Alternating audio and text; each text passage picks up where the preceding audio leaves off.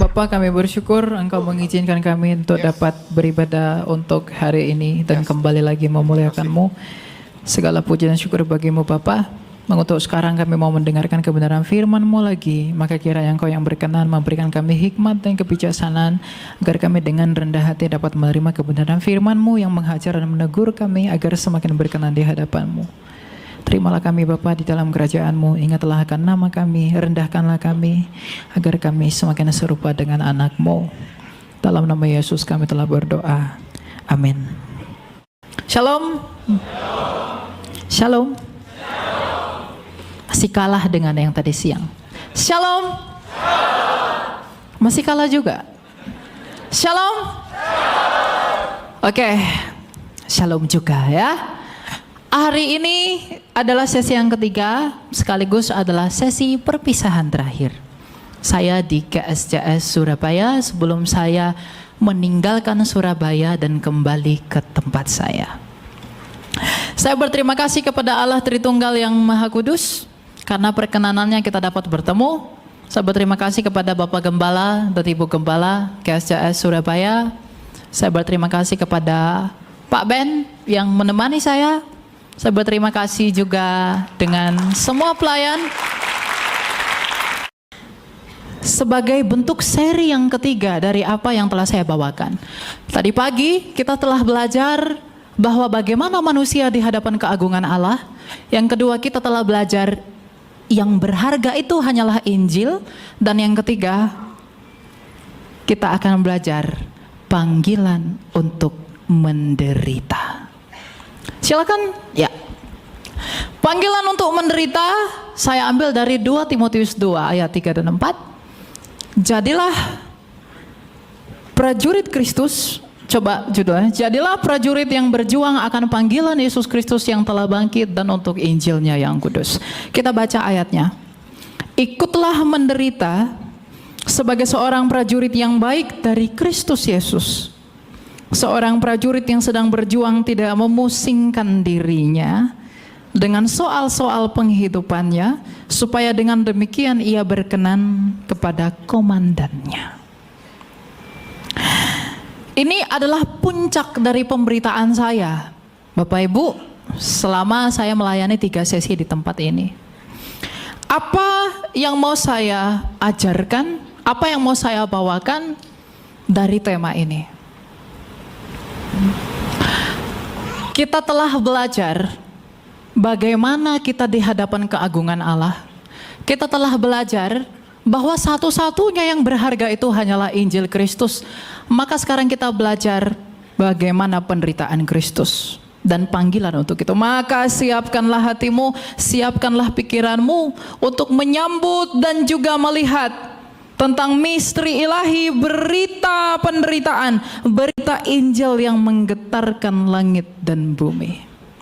Musa telah bertemu Allah dan Tuhan berkata, tanggalkanlah kasutmu itu karena tempat yang kau datangi itu kudus. Maka sekarang terlebih-lebih lagi kita sedang berhadapan dengan penderitaan Kristus di atas kayu salib, di mana penderitaannya adalah api yang menghanguskan dosa, api yang menanggung penderitaan, dan api yang olehnya pintu kekekalan dibuka buat kamu. Karena Kristus telah menderita, Rasul Petrus mengatakan, bukankah ia teladan? Kalau ia sendiri telah menderita, maka kamu pun harus mengikut dan mengambil bagian di dalam penderitaan itu, supaya engkau berkenan bagi Dia yang adalah komandanmu. Maka sekarang saya mengajak semua yang mendengarkan untuk ikut menderita.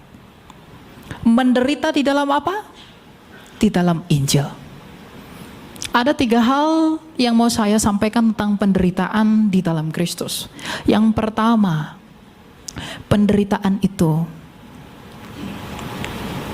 adalah awal kita dimuliakan.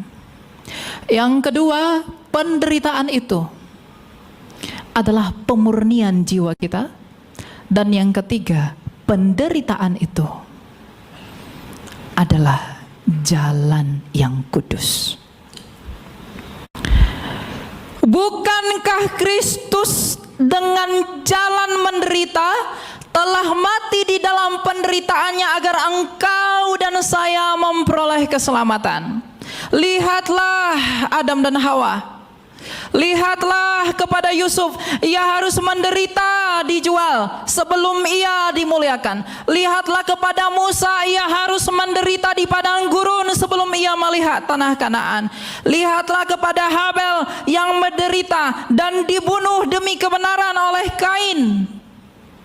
Dan lihatlah para nabi bangsa Israel yang telah mati dan menderita oleh karena kebenaran. Karena kebenaran itu tidak kompromi dengan apapun. Kebenaran Injil Tuhan itu menyinggung semua orang. Kalau Injil itu tidak menyinggung, itu bukan Injil. Karena Injil datang sebagai kabar yang kudus, sedangkan kita yang menerimanya begitu berdosa. Maka Injil itu akan membuat kita menderita agar kita sama dikuduskan sebagaimana Kristus menguduskan umatnya. Ketika engkau mau menghasilkan emas yang murni, maka emas itu harus dibakar dengan api. Maka Injil Tuhan, mengikut Tuhan, engkau harus menderita untuk mendapat hati yang murni. Kalau tadinya penderitaan itu adalah kutuk dari dosa, maka sekarang kita temukan sesuatu yang baru sebagai bentuk pembaruan dari penderitaan itu, bahwa di dalam Kristus penderitaan adalah jalan kita untuk memperoleh keselamatan itu dengan penuh. Karena kalau Kristus saja telah menderita bagimu dan dia adalah teladan bagimu, lalu mengapa engkau tidak mau menderita? Kalau dia saja yang adalah Tuhan menderita, mengapa kamu yang mengikuti dan lebih rendah dari Tuhan itu tidak mau menderita? Bukankah hamba tidak pernah lebih tinggi dari tuannya? Saya tahu bahwa kita semua di sini punya penderitaan. Kita semua di sini punya masalah. Kita di sini semua punya pencobaan. Tetapi dengan jalan itu Rasul Paulus berkata bahwa di dalam pencobaan-pencobaan yang ada padamu itu hanyalah pencobaan-pencobaan biasa, yang dengan demikian Allah mengizinkan pencobaan itu. Ia memiliki maksud yang kudus agar di dalam pencobaanmu itu ia memurnikan imanmu. Sama seperti Ayub, iblis mencobai ia, tapi pada saat yang sama Allah menguji Ayub. Dan ketika Ayub diuji imannya, ketika ia diuji begitu berat dan ia tetap memilih beriman, upahnya adalah kemuliaan yang ia peroleh. Ayub, gambaran penderitaan Ayub dan pemulihan Ayub adalah gambaran tentang penderitaan orang Kristen yang akan mendapatkan kemuliaan. Rasul Paulus dalam suratnya kepada jemaat di Roma berkata, penderitaan kita di dalam Kristus itu tidak sebanding dengan kemuliaan yang akan kita peroleh ketika ia datang sebagai raja. Jadi kalau ada orang yang mau menjadi Kristen tapi ia tidak mau menderita, Kristus berkata, ikutlah aku dan pikulah salibmu. Bagaimana caranya saya memikul salib? Menyalibkan egomu, menyalibkan dosa-dosamu, keluar dari hawa nafsumu yang membinasakan. Sebab engkau telah menerima misteri di dalam perjamuan kudus. Tubuh dan darahnya adalah api yang menghanguskan. Kalau tubuh dan darahnya telah tercurah di kayu salib 2000 tahun lalu, dan engkau telah menerima itu dalam mistika perjamuan ilahi, maka seharusnya kita yang menerima tubuh dan darah Kristus juga harus menanggung dan ikut menderita dan menghasilkan hidup yang kudus. Penderitaan kita adalah meninggalkan kedagingan kita. Penderitaan di sini bukan berarti kamu tidak perlu cari uang lalu kamu tidak makan, kamu tahan lapar, bukan. Tapi penderitaan di sini adalah bagaimana kita setiap hari berusaha untuk melawan apa yang daging kita ingini, sehingga kita semakin lama semakin sempurna dengan Kristus. Orang kudus adalah orang yang mau dikuduskan. Orang fasik adalah orang yang menolak pengudusan. Maka untuk menjadi murni kita harus dibakar dengan api. Untuk memiliki iman yang murni, kita harus dibakar dengan penderitaan. Mengikut Yesus bukan tentang kesenangan yang kamu peroleh. Setiap ada orang yang datang kepada saya mau percaya Yesus, saya selalu bilang, ikut Yesus tidak enak. Kamu jangan berpikir ikut Yesus kamu bisa dapat segala sesuatu. Ikut Yesus engkau harus menyalibkan dirimu. Engkau tidak peduli apa yang dikatakan Rasul Paulus tadi tentang penghidupanmu, karena kamu punya iman, di mana imanmu itu akan menyelamatkan kamu. Menjadi orang Kristen adalah panggilan untuk menderita. Menjadi orang Kristen adalah panggilan untuk dimurnikan di dalam api.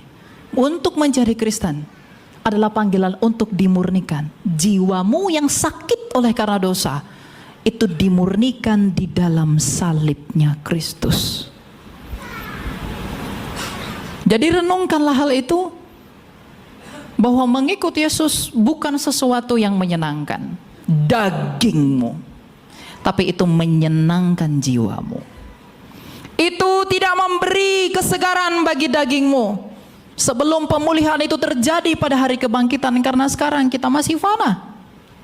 Tapi pada hari kebangkitan ketika kita dinyatakan, seperti perkata Rasul Paulus, kita akan dimuliakan, sehingga penderitaan yang kita peroleh ini tidak ada apa-apanya.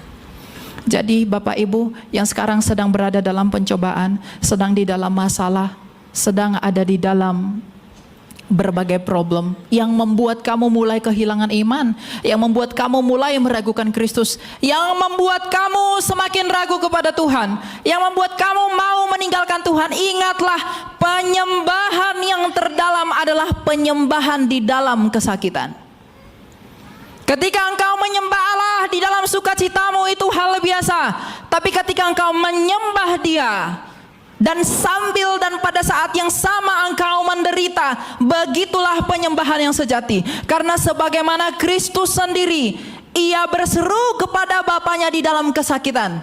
Ia berkata, "Ya Bapa, ampunilah mereka sebab mereka tidak tahu apa yang mereka perbuat." Ia mengagungkan Bapanya yang adalah sumbernya di dalam penderitaannya. Dan kalau Ia teladan, maka engkau dan saya harus mengikuti Dia yang adalah teladan itu. Ignatius ketika dia mau dimakan di kandang singa, dia berkata, "Biarlah singa-singa memakan tubuhku, agar Kristus yang adalah roti hidup memulihkan aku." Lihatlah kepada para rasul, bagaimana mereka tidak takut mati karena melihat keajaiban Injil Tuhan. Mereka tahu persis bagaimana penderitaan di dalam Kristus. Oleh karena pemberitaan ini aku ditawan, oleh karena pemberitaan ini aku dibenci, tapi aku rela dipandang buruk oleh dunia. Tetapi oleh karena kasihku aku melakukannya, tapi dunia menganggap aku keji. Maka mereka rela mati demi Injil Tuhan. Lihatlah para martir, bagaimana mereka menyerahkan nyawanya bagi Tuhan. Mereka semuanya menderita. Tidak ada di dalam kitab suci ada rasul yang enak ketika menginjili. Tidak ada di dalam kitab suci hamba Tuhan yang enak di dalam pemberitaan mereka. Penolakan sebagaimana Kristus ditolak, Rasul Paulus ditolak, Rasul Yohanes ditolak, Rasul Petrus disalib terbalik. Semua pemberita Tuhan itu dibenci oleh orang-orang yang tak mengenal Allah. Itulah penderitaan para hamba Tuhan. Kalau para hamba Tuhan play safe, bermain aman, engkau hamba daging, bukan hamba Tuhan. Kalau hamba Tuhan bermain aman, kalau hamba Tuhan bermain-main dengan firman Tuhan, kompromi dan mencampurkannya dengan apa yang di luar dari kehendak ilahi dan misteri ilahi itu, yang adalah Injil yang agung itu, engkau bukan hamba Tuhan. Bahkan kalau saya pun mengkompromikan itu dengan pikiran-pikiran saya yang tidak seturut dengan keinginan Kristus, maka buanglah saya, jangan dengarkan saya. Karena Injil itu menelanjangi dosamu. Saya berharap GSJS adalah gereja yang menelanjangi dosa setiap orang yang datang ke tempat ini. Tapi tidak hanya menelanjanginya, tetapi juga menanggung beban penderitaan itu dengan membawa jemaatnya keluar dari penderitaan agar semakin serupa dengan Kristus. Gereja adalah ibu. Makanya di dalam Wahyu 12 ada tentang perempuan yang mengandung yang ada 12 bintang di atas kepalanya. Itu adalah simbol gereja yang didirikan di atas 12 para rasul. Jadi gereja adalah ibu, di mana melalui gereja kita menemukan kasih Allah, melalui gereja kita bisa menemukan terang, dan di dalam dan melalui gereja kita menemukan pertobatan. Maka gereja harus siap menderita, sebagaimana gereja mula-mula dianiaya oleh orang-orang jahat. Berbahagialah mereka yang mati sebelum masa kesusahan itu. Berbahagialah mereka yang mati di dalam Kristus. Karena kalau waktu kesusahan itu tiba, anti Kristus itu dinyatakan, mungkin banyak yang murtad meninggalkan dia. Maka panggilan menjadi Kristen, itu panggilan untuk menderita. Kalau ada orang yang mau percaya Yesus karena dia melihat betapa spektakulernya panggung. Kalau ada orang mau percaya kepada Yesus karena ia melihat betapa megahnya gereja. Ujilah dirimu sendiri. Apakah jikalau aku menyediakan satu lilin di sini dan tidak ada orang, maukah engkau hadir di dalam perjamuan ini? Mengapa engkau datang ke gereja? Mengapa engkau mau beribadah? Mengapa saya datang ke gereja? Mengapa saya mau beribadah? Apa yang saya cari? Saya mencari hadirat Allah atau saya mau memuaskan keinginan saya? Ujilah dirimu, maka aku pun menguji diriku. Mengikut Kristus adalah panggilan untuk menderita. Agar di dalam penderitaan itu kita diuji, di dalam penderitaan itu kita dimurnikan, dan di dalam penderitaan itu ada kerendahan hati. Kalau orang tidak pernah menderita, tidak akan pernah rendah hati. Orang yang tidak pernah menderita tidak akan bisa rendah hati. Karena di dalam penderitaan itulah orang Kristen memahami betapa agung dan besarnya kasih karunia Allah. Di dalam kesakitan itulah dia menyembah Allah. Di dalam kesakitan itulah dia tetap bersyukur. Di dalam kesakitan itulah dia tetap memuliakan Allah. Karena persembahan yang terbesar bagi Allah adalah hati yang hancur. Bukan uangmu, bukan hartamu. Rasul Paulus menyatakan kepada jemaat di Roma bahwa persembahanmu adalah tubuhmu untuk Tuhan dan Tuhan untuk tubuh. Maka gunakanlah seluruh hidupmu, gunakanlah seluruh apa yang kita pakai, gunakanlah seluruh talenta kita, kecerdasan kita, harta kita, dan segala sesuatu yang ada pada kita untuk memuliakan Allah. Dengan demikian itulah jalanmu menderita. Mungkin engkau sangat sulit untuk memberi waktumu bagi saudaramu, tapi ketika engkau rela melawan itu dan akhirnya memberikan waktumu, itulah pengorbananmu dan itulah penderitaanmu. Ada begitu cantik orang di sana, aku ingin bersama-sama dengan dia dan mau berdosa dengan dia. Tetapi kalau engkau melawan keinginanmu itu, itulah penderitaanmu. Ketika ada yang menggodamu dan itu begitu menyenangkan, lalu engkau berusaha menolak keinginan dagingmu itu, itulah penderitaanmu. Ketika ada orang yang berusaha ingin memberikan engkau yang baik tetapi bukan hasil dari yang baik, engkau menolaknya meskipun itu menjanjikan bagi hidup dan dagingmu, itulah penderitaanmu jikalau kamu menolaknya. Artinya apa? Injil yang telah kita perkatakan itu menuntut kita untuk bisa jujur di dalam apa yang Dia kehendaki. Jadi menjadi Kristen itu tidak mudah. Tuhan Yesus berkata jalan itu sempit.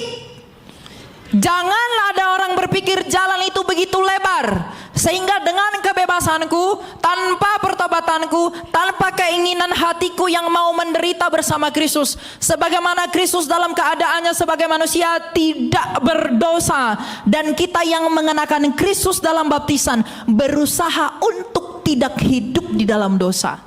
Orang yang seperti itu adalah orang yang diperkenankan Allah. Sekarang tanyakan pada hatimu, apakah engkau mau rela menderita, melepaskan semua keinginan dagingmu, melepaskan semua hawa nafsumu yang membinasakanmu, melepaskan semua yang membuatmu semakin jauh dari Allah dan semakin hidup di dalam dosa? Kalau kita tidak mau melepaskan itu, berarti kita tidak mengenal Tuhan. Adalah kekejian kalau kita mengatakan saya orang yang diselamatkan, tapi kita tidak punya hati yang mau menderita bagi Kristus. Adalah kekejian bagi orang Kristen mengatakan aku pasti diselamatkan, tapi pada saat yang sama ia tidak mau menanggalkan manusianya yang lama. Dan adalah kekejian bagi orang yang mengatakan aku sudah diselamatkan, bagi orang yang tidak mencintai salib Tuhan. Karena mungkinkah ada cinta tanpa pengorbanan? Adakah cinta tanpa pengorbanan? Bagaimana kamu tahu bahwa Allah itu mengasihimu? Tapi Injil Yohanes begitu agung mengatakan, karena begitu besar kasih Allah akan dunia ini, sehingga ia mengaruniakan, berkorban buat Tuhan, buat kita manusia. Maka kita pun harus mau melakukan hal yang sama. Mengorbankan waktu kita, mengorbankan pikiran kita, mengorbankan apa yang ada pada kita bagi kemuliaan Allah. Karena di dalam hal itulah cintamu dinyatakan. Mungkinkah engkau menyatakan aku mencintaimu, tapi engkau tidak mau berkorban bagi dia yang kamu cintai? Untuk itulah mengikut Yesus adalah panggilan untuk menderita. Juallah semua dan ikutlah aku. Tinggalkan semua dan ikutlah aku. Biarlah orang mati menguburkan orang mati. Ini sulit kita terima, tapi itulah kebenarannya. Tapi ada penghiburan bagi kita, bahwa orang Kristen yang mengaku sebagai Kristen, kalau kita punya hati, punya motivasi yang kuat di dalam hati kita, di atas perenungan kita akan salib Tuhan itu, kita mau berubah, kita mau keluar dari kesalahan kita mau keluar dari segala kenajisan kita mau keluar dari segala dosa-dosa kita. Tuhan akan memampukan kita kalau kita mau untuk keluar. Jangan hina karunia Allah dengan menghamba pada dua Tuhan. Engkau tak bisa. Ini bukan teguran buat Anda, ini teguran buat saya juga. Firman Tuhan ini adalah pedang yang menusuk kamu dan menusuk saya. Saya mengatakan ini bukan karena saya sudah sempurna di dalam pertobatan saya. Tapi saya mengatakan ini agar kamu semua, kita semua juga ikut berjuang di dalam perjuangan para hamba-hamba Tuhan. Kalau kamu mau cari yang sempurna, tak ada yang sempurna. Semua bercacat celah. Tapi keinginanmu itu untuk menjadi sempurna, apakah ada? Salib Tuhan itu bukti cintanya. Tapi jangan lupa, salib Tuhan juga bukti pengorbanannya dan bukti penderitaannya. Maka kalau kamu selalu melihat kepada salib, mungkinkah engkau hanya menerima kasihnya tapi tidak mau menerima penderitaannya? Jadi kalau kamu sekarang di dalam masalah, siapapun yang ada di dalam masalah, di dalam pencobaan, di dalam ujian apapun yang ada dalam hidupmu, ingatlah satu hal, berbahagialah kamu yang sedang diuji. Berbahagialah kamu yang sedang menderita. Di dalam penderitaan itulah kamu sedang diberi kesempatan untuk membuktikan bahwa kamu murni atau tidak. Berbahagialah emas ketika dibakar dalam api agar tidak ada logam-logam yang tidak emas. Berbahagialah emas yang dibakar di dalam suhu yang paling panas, agar di dalam ia tidak ada yang tidak emas. Berbahagialah kamu kalau kamu menderita, agar di dalam kamu tidak ada kepalsuan. Di dalam kamu tidak ada yang tidak murni. Tapi ketika engkau bebas, engkau bisa keluar di dalam penderitaan itu, jiwamu menjadi murni. Sama seperti Ayub yang pada akhirnya murni, sama seperti para martir yang memang murni, sama seperti para rasul yang memang murni. Ada orang yang berusaha ingin menginjili, menyampaikan berita Injil, tapi ia sendiri takut mati. Saya tidak mengajak Anda untuk mati. Saya mengajak Anda untuk cinta kepada kebenaran Tuhan. Tetapi cinta itu adalah pengorbanan. Dan Anda harus mau menderita di dalam pengorbanan itu. Semua orang punya hal-hal yang mereka temui dalam hidupnya yang membuat ia, aduh kalau aku kasih ini, kalau aku lakukan ini, aku jadi nggak begini dong, aku jadi begini dong, aku jadi begini dong. Cintamu dan kasihmu kepada Allah terlihat dari apa yang kamu lakukan itu. Jadi menderitalah bersama Kristus. Karena kemuliaan yang akan kamu terima di dalam iman dan pengharapanmu tidak sebanding dengan penderitaan yang kamu miliki. Dengan penderitaan itu, itulah jalan kita dimurnikan. Di dalam penderitaan itu, itulah jalan kita dibuktikan. Melalui penderitaan kita akan terlihat apakah kita orang yang setia atau tidak. Kalau kita menemui ada hal-hal yang tidak setia dalam hati kita, maka kita evaluasi, koreksi diri, bertobat, mencari hal-hal yang baru dari Tuhan agar kita semakin sempurna, sempurna dan sempurna. Ingat, jalan itu sempit. Jalan itu sempit. Kristus menderita. Mengapa engkau tak mau menderita? Puji Tuhan, haleluya. Ketika kita memperoleh apa yang kita mau. Tapi mengapa Tuhan begini? Apakah engkau Tuhan? Apakah aduh aku mau cari yang lain aja? Aku mau meninggalkan Tuhan aja karena kamu menderita. Padahal kita lupa bahwa sebenarnya penderitaan adalah cara Tuhan untuk membuktikan kamu orang percaya atau tidak. Kamu orang yang sungguh-sungguh atau tidak. Makanya Alkitab ini begitu agung Bapak Ibu. Tokoh di dalam Alkitab, para nabi dibunuh oleh orang Israel, berusaha dibunuh orang Israel dan mereka tetap setia kepada Allah. Itu mereka murni. Rasul-rasulnya Tuhan juga dibunuh dengan begitu rupa. Itu membuktikan mereka murni. Tapi pertanyaannya sekarang, apakah Elia Myron itu murni? Belum tentu, karena saya belum mati. Apakah sahabat-sahabatku itu murni? Kalau kita di dalam ujian diri kita sendiri menemui bahwa kita belum murni, maka Injil Tuhan memanggil kita untuk murni. Melalui apa? Kerendahan hati.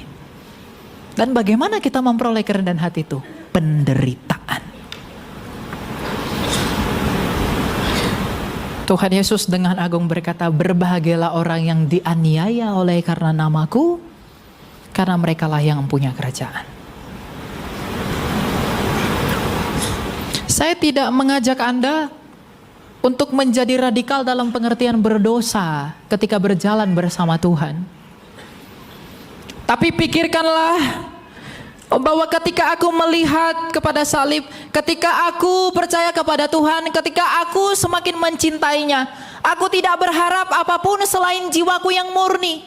Makanya doa kita adalah doa yang meminta kepada Tuhan, Tuhan berikanlah aku air mata yang memurnikan jiwaku. Penderitaanmu itu membuat kamu semakin murni. Penderitaanmu itu membuat kamu semakin tulus. Karena engkau tidak melihat hal-hal yang begitu wah untuk kebaikan dagingmu. Tapi engkau melihat bahwa Tuhan itu yang memurnikan jiwaku. Sebagaimana ia menderita, aku pun turut mengambil bagian di dalam hal itu. Aku turut mengecap apa yang Kristus kecap. Apakah begitu adil kalau kita mengecap kebangkitan Kristus? Apakah adil kalau kita mengecap kemuliaan Kristus, tapi kita tidak mau mengecap penderitaan Kristus? Kita terlalu bersemangat kalau berbicara kita akan bertemu dengan Dia di awan-awan. Kita akan menyaksikan hari kebangkitan. Dia adalah hakim yang menyala seperti api, yang menghanguskan orang berdosa. Tapi ketika kita berbicara, apakah kamu mau juga menderita sama seperti Kristus yang menderita? Apakah kamu juga mau dianiaya sama seperti Kristus dianiaya? Apakah kita mau merasakan apa yang Kristus rasakan, dibenci oleh banyak orang oleh karena kebenarannya? Kalau kita tidak mau, maka bukan Kristus yang benar itu yang kamu kenal. Kamu mengenal Kristus yang happy-happy saja.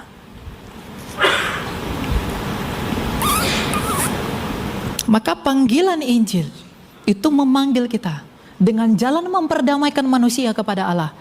Maka manusia itu harus dimurnikan. Kenapa Adam dan Hawa itu perlu diuji melalui pohon pengetahuan?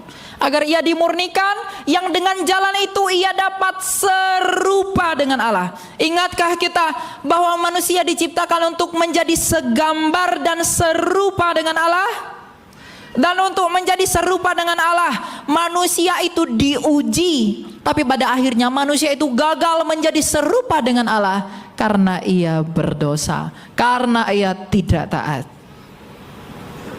Maka kalau kita mau menjadi serupa dengan Allah, karena kita semua ini adalah gambar Allah yang telah kehilangan kemuliaan Allah, maka untuk bisa menjadi serupa dengan Dia, menderitalah di dalam ujian iman, agar kita murni, dan di dalam kemurnian itu kita bermegah. Bukan sombong, tapi bermegah bahwa Tuhan mengizinkan aku menderita, Tuhan memurnikan aku, Tuhan memurnikan jiwaku melalui apa yang Ia izinkan dalam hidupku, agar aku sendiri bersuka cita, karena di dalam penderitaanku aku menemukan Kristus yang juga telah menderita. Ini tidak menyenangkan telinga Anda, saya tahu itu. Tapi saya bukan mau menyenangkan Anda. Ini bukan yang Anda harapkan, tapi inilah kenyataannya. Maka marilah menderita bersama Kristus karena Injilnya, karena di dalam kabar baik itu tidak bermakna selalu baik. Kabar baik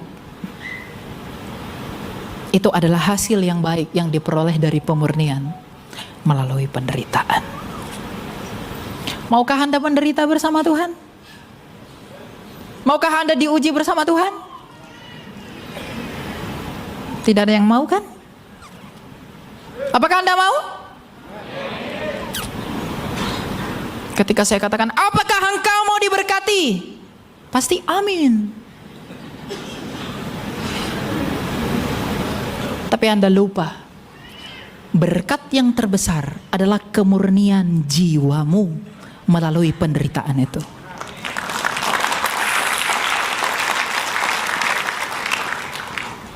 Adakah berkat yang terbesar daripada pengampunan dosa? Ada? Tidak ada. Berkat yang terbesar adalah pengampunan dosa. Dan agar kita memperoleh pengampunan dosa, memang bukan oleh karena diri kita sendiri kita memperoleh pengampunan itu, tapi cuma-cuma karena kebenaran Allah. Tetapi untuk menerima itu, untuk bisa menjadi serupa dengan berita itu, kita harus mau dimurnikan agar bisa menyambut hal itu. Karena kita ini kotor. Elia Myron ini kotor, najis. Sama seperti Yesaya mengatakan, mulutku penuh najis. Kalau Yesaya saja mengatakan itu, maka saya pun mengatakan saya begitu najis. Maka kita perlu dimurnikan, kita perlu hati kita benar-benar pure untuk menyambut Tuhan. Apakah kita benar-benar mau mengikuti Dia? Kalau mungkin ada orang yang mau bertuhan, mereka disejajarkan di depan ini kemegahan, diberikan kejayaan, diberikan kehormatan, lalu ikutlah Tuhan agar engkau memperoleh semua ini. Mungkin banyak yang akan maju, tapi ketika engkau diperhadapkan pada salib, maukah engkau mengikut dengan memikul salib itu? Adakah yang mau maju untuk mendapatkannya? Adakah yang mau maju untuk memperolehnya? Ini memang pahit, tapi beginilah mengikut Kristus itu. Inilah yang membuat mengikut Yesus berbeda dengan mengikut berhala-berhala.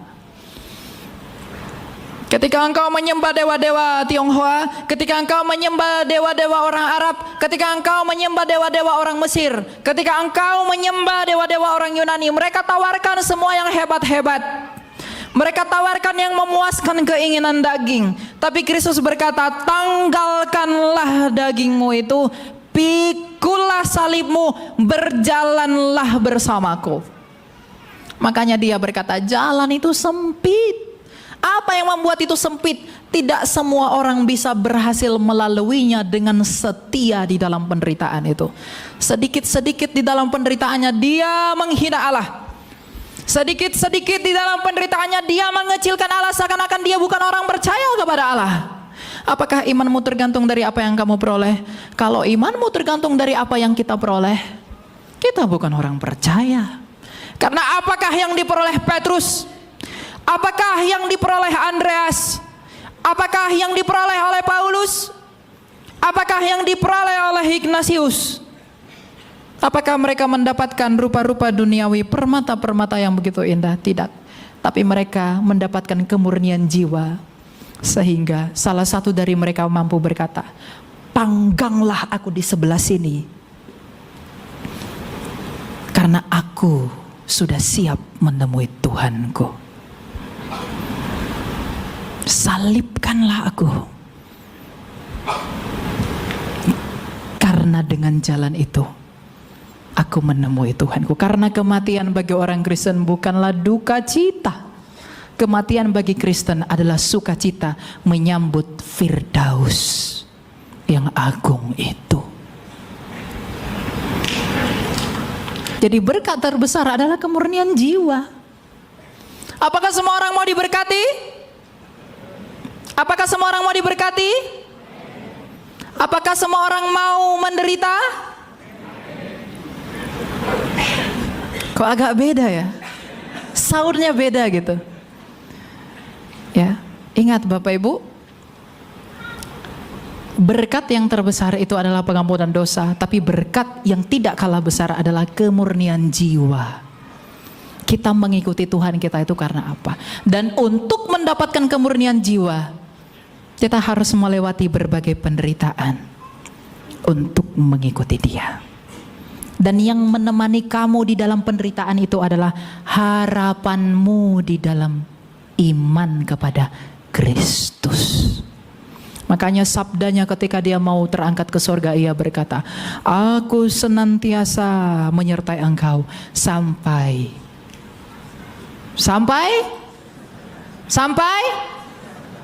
kesudahannya." Pikul salib Tuhan, engkau mungkin berat membawa itu, tapi apa yang dihasilkan oleh beban itu? Kemurnian jiwamu. Tetapi di dalam penderitaan itu, kamu pada saat yang sama memiliki pengharapan dari apa yang kamu pikul itu. Sehingga ketika engkau sampai ke garis finishnya, engkau sampai pada akhir dari pertandingan itu, kita memperoleh kemuliaan. Kita memperoleh pemurnian. Kita memperoleh kemenangan. Karena itulah kemenangan yang sesungguhnya. Kemenangan yang sesungguhnya adalah kita memiliki motivasi, kita memiliki iman, dan memiliki jiwa yang murni. Dan untuk mendapatkan itu semua tidak ada cara selain mau menderita bersama Kristus. Barang siapa yang berhikmat, biarlah ia mendengar. Tapi tidak hanya mendengar, tapi juga melakukannya. Mari sama-sama melakukan dan berjuang bersama agar tak satu pun di antara kita semua yang akan luput ketika ia datang sebagai raja untuk menyongsong dia dalam kebangkitan itu. Karena ia akan mengatakan, "Engkau anakku yang setia. Engkau rela menderita demi aku. Engkau tidak menghina aku karena engkau kuizinkan menderita. Engkau tetap bersyukur kepadaku meskipun engkau kesakitan. Engkau tetap memuji aku dengan mulutmu meskipun engkau kesukaran. Engkau tetap bersyukur meskipun aku belum memberikan jawaban. Engkau tetap berharap meskipun belum ada tanda pengharapan itu. Engkau tetap mau setia meskipun engkau di dalam kesakitan. Maka inilah kemuliaan yang engkau peroleh dari imanmu itu." Maka dengan alasan ini tidak ada alasan, tidak ada penderitaan untuk mengikut Kristus. Mengikut Kristus memang harus menderita. Menderita di dalam kebenaran. Inilah pesan Injil. Injil memang kabar baik. Tetapi ingat khotbah saya yang sebelumnya, ada tuntutan Injil itu. Tuntutannya ini, menderitalah, berjuang di dalam perjuangan kita keluar dari dosa-dosa kita. Menderitalah dengan menolak yang lain yang begitu menggiurkan, tapi mengajak kamu untuk keluar dari Kristus. Wah, saya sebagai manusia pasti tergiur Bapak Ibu. Ditawarkan kekayaan, wow, jabatan apa segala macam. Tapi saya di sini tidak dapat apa-apa. Lalu dia bilang, "Mari ikut saya, kamu dapat ini." Daging saya itu tergiur sekali. Tapi ketika engkau menolak itu, engkau menutup matamu pada itu semua, dan tetap setia pada Kristus, itulah penderitaanmu. Jadi anak-anak muda yang pacaran beda agama, lalu diajak, marilah tinggalkan Yesusmu itu, sayangku, cintaku. Kalau kamu bersama dengan abang, kamu pasti makan enak-enak. Kamu pasti mendapatkan yang luar biasa. Tapi maukah engkau bersama-sama dengan aku, tapi meninggalkan Yesusmu itu? Dan malangnya jawabannya, enggak apa-apa bang. Yang penting kita berbuat baik bang. Yang penting kita hormati orang tua. Kalau malaikat itu punya daging, kau ditampol. Apa-apaan ini? Berarti tidak mau menderita, bukan? Enggak apa-apa bang. Padahal tadi Rasul Paulus menasehati anak rohaninya Timotius. Orang-orang yang menderita menjadi prajurit Kristus tidak pusing tentang penghidupannya, agar ia berguna bagi komandannya. Jadi kalau orang-orang meninggalkan Yesus karena ia pusing penghidupannya, pusing makan apa, pusing naik apa, maka orang-orang itu adalah orang-orang yang akan binasa dalam kebodohannya. Karena ia mau menukar kekekalan dengan kefanaan. Ia mau menukar emas dengan seng. Ia mau menukar permata dengan batu bata. Ya mungkin Anda bosan mendengarkan ini, karena dari tadi khotbah saya tentang itu semua. Tapi saya begitu semangat mengkhotbahkan ini, saya begitu semangat menceritakan ini, karena kalau kita merenungkan semua tema pemberitaan Injil ini, semua pemberitaan Alkitab ini, itu adalah tentang keagungan Tuhan di dalam karyanya, yang di dalamnya ketika kita mau mengambil bagian, kita harus melalui ujian yang disebut penderitaan bagi kemurnian jiwa. Tidak ada yang lebih agung, buku apapun tidak ada yang lebih agung dari ini. Oleh karena itu, marilah menderita bersama Kristus. Jangan tawar hatimu kalau engkau menderita, tapi tetaplah berpengharapan, berproses sampai engkau menemukan kemuliaanmu yang akan dinyatakan. Semua bangga punya Yesus, semua bangga punya Kristus, semua mau diberkati dong, semua mau menderita juga, semua mau setia. Kemuliaan hanya bagi Allah. Sebelum saya mengakhiri khotbah saya mau mengajak teman-teman untuk menyanyikan satu lagu sebagai penutup. Judul lagunya adalah Berilah Terang. Ada liriknya, saya juga agak lupa soalnya.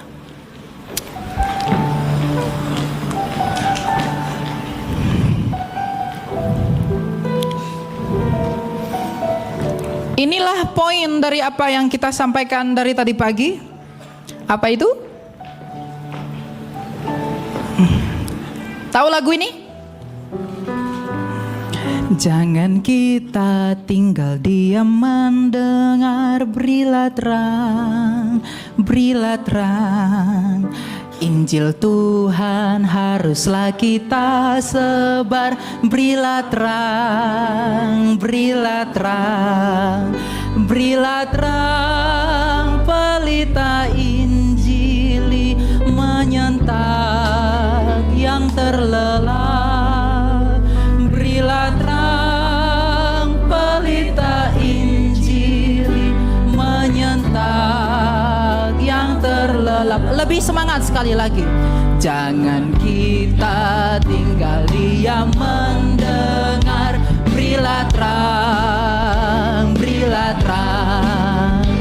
Injil Tuhan haruslah kita sebar, berilah terang, berilah terang, berilah terang. Pelita Injili menyentak yang terlelap, berilah terang. Pelita Injili menyentak yang terlelap. Jadilah terang dan garam dunia, sentaklah mereka yang gelap. Kabarkan Injil Tuhan, karena engkau bangga punya Kristus, engkau bangga punya Tuhan yang telah berkorban bagi kamu. Maka di dalam kebanggaan itu menderitalah dengan perkabaran Injil bagi seluruh dunia. Kemuliaan hanya bagi Tuhan. Saya berdoa semoga GSJS adalah gereja yang diperkenankan Tuhan, semakin hebat dalam penginjilan, semakin membawa jiwa, semakin memuliakan Tuhan. Tuhan memberkati dan kita berdoa. Mari kita berdoa. Bapa Sorgawi yang kami puji dan sembah di dalam Tuhan kami Yesus Kristus, terima kasih Bapa, Engkau menyertai kami hingga pada sesi hari ini. Dan ada beberapa sesi yang akan dilanjutkan oleh hamba Tuhan yang Engkau perkenankan juga. Biarlah Engkau yang memberkati, Engkau yang memelihara kami di dalam kasih-Mu, agar kami semakin semangat mengikuti Engkau di dalam penderitaan yang telah Engkau tunjukkan melalui Yesus Kristus yang adalah Putra-Mu. Meteraikanlah kami di dalam kebenaran-Mu, murnikanlah iman kami, dan datangilah kami sebagaimana Engkau mendatangi Saulus, agar kami menjadi Paulus, agar kami juga dapat memberitakan Injil-Mu yang kudus. Bapa, Engkau tidak menolak anak yang hilang, maka juga janganlah tolak kami. Engkau rela untuk tidur di tempat yang hina di kandang domba, maka rela pula lah Engkau tidur dan berdiam di dalam tubuh kami yang cemar. Engkau tidak menolak pesundal yang menyika kakimu, maka janganlah juga tolak kami yang lebih berdosa. Engkau juga tidak menolak pemungut cukai yang berdosa, maka janganlah juga tolak kami ya Bapa. Kami hanya berharap kepada cinta kasih-Mu, jiwa kami hanya merindukan pemurnian, jiwa kami merindukan kemenangan di dalam Engkau, agar ketika kami mati bersama-sama dengan-Mu, kami dapat melihat wajah-Mu yang terang, kami dapat melihat kemuliaan-Mu, kami dapat hidup bersama-sama dengan-Mu yang adalah kerinduan jiwa kami. Biarlah kami pulang ke rumah kami masing-masing dengan cinta, dengan berkat, dengan hikmat, dan dengan pengertian yang benar daripada-Mu, agar kami selalu bersuka cita apapun keadaan hidup kami. Engkau yang memberkati gembala gereja ini, Engkau yang memberkati semua pelayan Tuhan, Engkau yang memberkati jemaatnya pula, agar gereja ini menjadi gereja yang menjadi berkat bagi bangsa ini, menjadi terang bagi dunia, dan menjadi suara singa yang mengaum-ngaum untuk memperkatakan Injil-Mu yang benar. Dalam nama Yesus kami telah berdoa kepada-Mu Bapa, sebab kemuliaan hanya bagi-Mu dan bersama Putra-Mu Yesus Kristus dan Roh-Mu yang kudus yang memberi hidup telah dimuliakan di dalam doa kami. Berbelas kasihlah bagi kami. Amin. Tuhan berkati.